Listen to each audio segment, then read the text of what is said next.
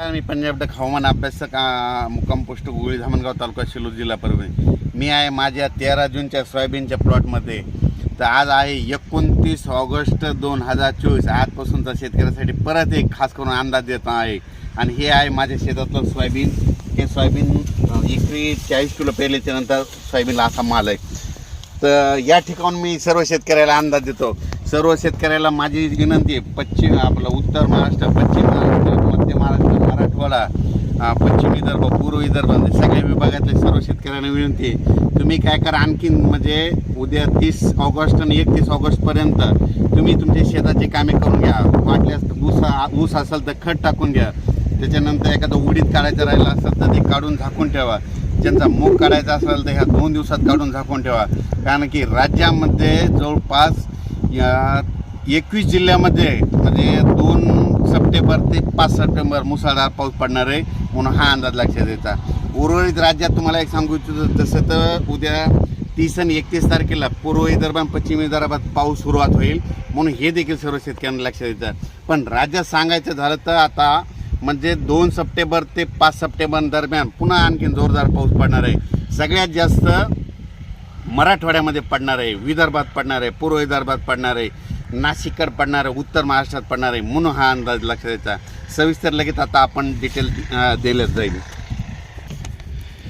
राज्यामध्ये आज आहे 29 ऑगस्ट 2024. आज आणि उद्या 30पर्यंत हवामान कोरडे राहणार आहे म्हणून सर्व शेतकऱ्यांनी मूग असेल, उडीद असेल, विदर्भ मराठवाड्यातल्या शेतकऱ्यांनी काढून घ्यावे.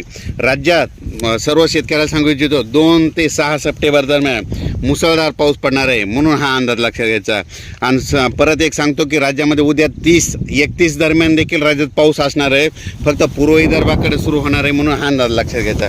पण राज्यात सांगायचं झालं तर आपण तुम्हाला एक माहीत असं म्हणून सांगतो की उत्तर महाराष्ट्रामध्ये खूप पाऊस पडला आणि शेतकऱ्याचं खूप अतोनात नुकसान झालं, काहींचा फायदा झाला.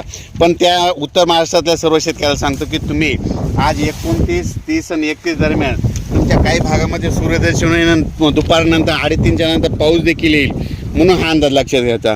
पण उत्तर महाराष्ट्रातल्या सर्व शेतकऱ्याला सांगू इच्छितो की तुम्ही 2 तारखेच्या आत तुमच्याकडे ऊस असेल किंवा कांदा असेल, कांद्याची रोपं असेल तर तुम्ही ह्या 30, 31 आणि 1 तारखेपर्यंत तुमच्या भागात हवामान कोरडं राहणार आहे. उत्तर महाराष्ट्रामध्ये म्हणजे नंदुरबार, धुळे, जळगाव, नाशिक या भागामध्ये कोरडं राहणं आहे म्हणून तुम्ही तुमचे ऊसाला खत वगैरे टाकायचं तर टाकून घ्या.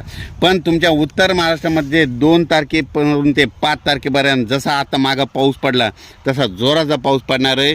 पुन्हा गोदावरीला पाणी येणार आहे. पुन्हा ते गोदावरीला पाणी आल्याच्यानंतर पुन्हा ते जायकवाडीकडे पाणी जाणार आहे. पुन्हा जायकवाडीची पाण्याची पातळी वाढणार आहे म्हणून हे अंदाज लक्षात घ्यायचा. आज सांगायचं झालं तर जायकवाडी धरण जवळपास 70% भरले. आपण मागच्या अंदाजात सांगितलं होतं की राज्यामध्ये 1 सप्टेंबरपर्यंत 50च्या पुढं जाईल आणि त्याच्यानंतर दुसरा अंदाज दिला की 80पर्यंत जाईल. आणि सर्वांना आणखीन एक आनंदाची बातमी सांगतो की हे 80 तर आता ह्या 2-3 दिवसातच 80पर्यंत 78-80पर्यंत जाईल. पण सर्वाला एक परत मराठवाड्याची ताण भागवणार आहे. जायकवाडी धरण 100% ह्या सप्टेंबरमध्ये भरणार आहे म्हणून ही परत आनंदाची बातमी. आणि त्या जायकवाडीचं देखील पाणी भरल्याच्या नंतर पाणी सोडावं लागणार आणि त्याचं पाणी जे त्याच्याखाली जे बंधारे येतं जवळपास 10-12 बंधारे ते देखील भरणार आहेत म्हणून हे देखील बंधारावाल्यासाठी आनंदाची बातमी. परत सर्व शेतकऱ्याला सांगू इच्छितो अंदाज आता सविस्तर विभागावर बघू. पूर्व विदर्भ उद्या 30 आणि 31 तारखेला पूर्व विदर्भात देखील थोड्या प्रमाणात म्हणजे भाग बदलत पाऊस सुरू होणार आहे म्हणून हा अंदाज लक्षात द्यायचा. पण पूर्व विदर्भामध्ये 1 तारखेपासून 4 तारखेपर्यंत जोरदार पाऊस पडणार आहे. वडे नाले पडणार आहे आणि विशेष म्हणजे सिद्धेश्वर धरण, येलदरी धरण आणि त्याच्यानं विदर्भातली छोटी छोटी धरणं त्याच्यात पाणी येणारा असा पाऊस पडणार आहे. म्हणजे 2 तारखेचे 4 दरम्यान हे विदर्भ पूर्व विदर्भातल्या शेतकऱ्यांनी हा अंदाज लक्षात द्यायचा. त्याच्यानंतर पश्चिम विदर्भात म्हणजे उद्या 30 आणि 31 तारखेला तुमच्या पश्चिम विदर्भात तुरळक ठिकाणी पाऊस येणार आहे. पण तुमच्या पश्चिम विदर्भात मात्र 1 तारखेपासून ते 4 तारखेदरम्यान जोराचा पाऊस पडणार आहे. तुमचे छोटे छोटे तळे देखील भरणार आहेत, वडे नाले एक होणार आहेत म्हणून हे अंदाज लक्षात घ्यायचा. म्हणजे पश्चिम विदर्भातल्या 5 जिल्ह्यातल्या सर्व शेतकऱ्यांना सांगू इच्छितो की 1 सप्टेंबर ते 4 सप्टेंबर दरम्यान तुमच्या भागामध्ये जोरदार पाऊस पडणार आहे म्हणून हा अंदाज लक्षात घ्यायचा. त्याच्यानंतर आता वळूत मराठवाड्याकडे. मराठवाड्यामध्ये काय झालं, काल मी जालनामध्ये रोहिलाकडे या ठिकाणी गेल्याच्या नंतर तिथं काय झालं, पाऊसच पडला नाही. म्हणजे पाऊस पडला फक्त पिकांना झोपेल असा, पण तिथल्या शेतकऱ्याची परिस्थिती बघितल्याच्यानंतर पाणी प्रश्नाबद्दल तिथं एक मीटिंग होती. तर त्या ठिकाणी गेल्याच्यानंतर तिथल्या शेतकऱ्याला एक मुद्दा म्हणून अंदाज दिला, तुमच्या जालना जिल्ह्यात म्हणजे 2 तारखे ते 5-6 तारखे दरम्यान मुसळधार पाऊस पडणार आहे. तुमच्या तिकडे छोटे छोटे जितके तळे आहेत ते सगळे भरून जाणार आहेत म्हणून हे जालनावाल्याला काल तिकडल्या भागात ते सर्व शेतकऱ्याला सांगितलं.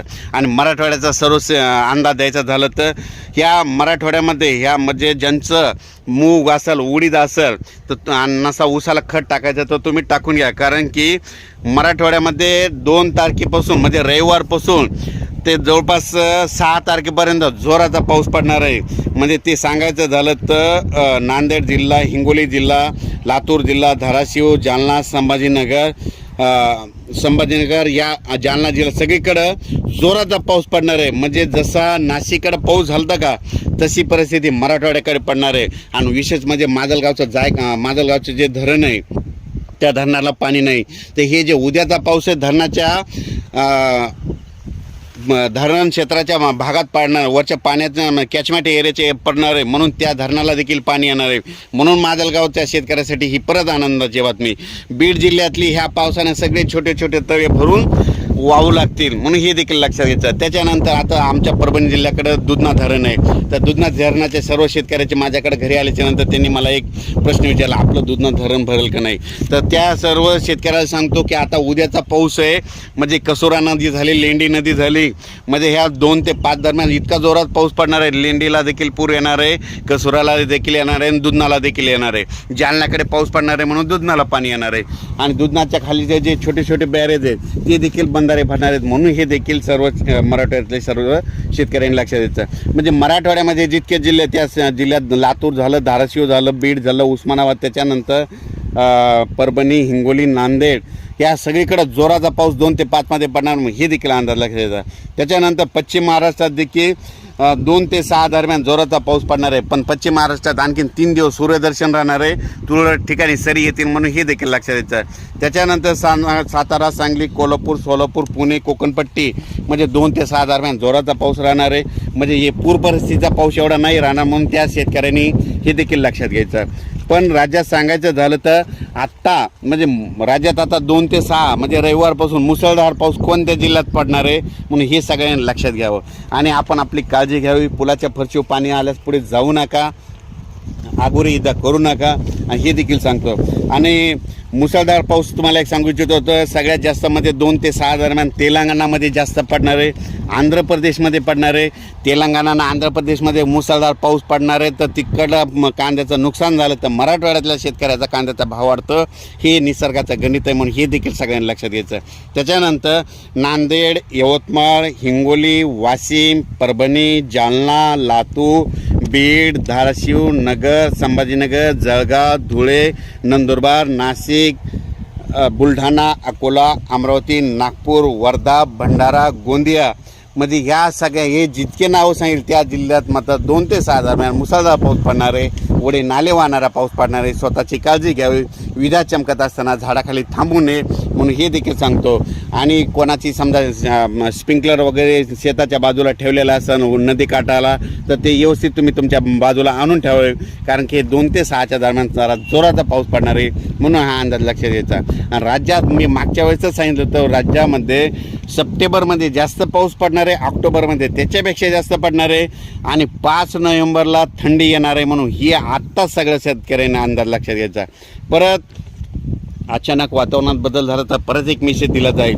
लगेच 2-2 दिवसाला प्रत्येक 2 दिवसाला अपडेट दिले जाईल जोपर्यंत पाऊस आहे म्हणून हे देखील लक्षात येतं. पण राज्यात सांगू इच्छितो ह्या 3 दिवसात थोडं काही भाग ऊन म्हणजे कडक सूर्यदर्शन होऊन दुपारच्या नंतर तुरळक ठिकाणी तुम्हाला आजूबाजूच्या परिसरात 10-20 किलोमीटरच्या अंतरानं पाऊस पडलेला दिसेल म्हणून हे लक्षात येतं.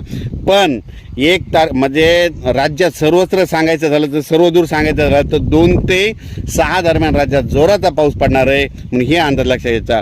गुजरातचं जर कोणी नातेवाईक असेल तर त्यांना देखील सांगा की तुमच्या गुजरातमध्ये देखील 2 ते 7 दरम्यान तुमच्याकडे जोरात पाऊस पडणार आहे. मध्य प्रदेशला कोणी तुमचे नातेवाईक असेल तर मध्य प्रदेशमध्ये तर खूपच मुसळधार पाऊस पडणार आहे, अतिवृष्टी होणार आहे म्हणून हे अंदाज लक्षात घ्यायचा. राजस्थानला देखील खूप पाऊस पडणार आहे म्हणून हे देखील लक्षात घ्यायचं.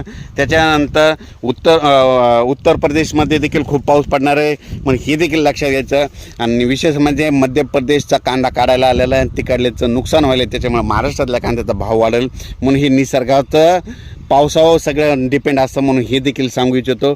अचानक वातावरणात बदल झाला तर परत एक मेसेज दिला जाईल. धन्यवाद.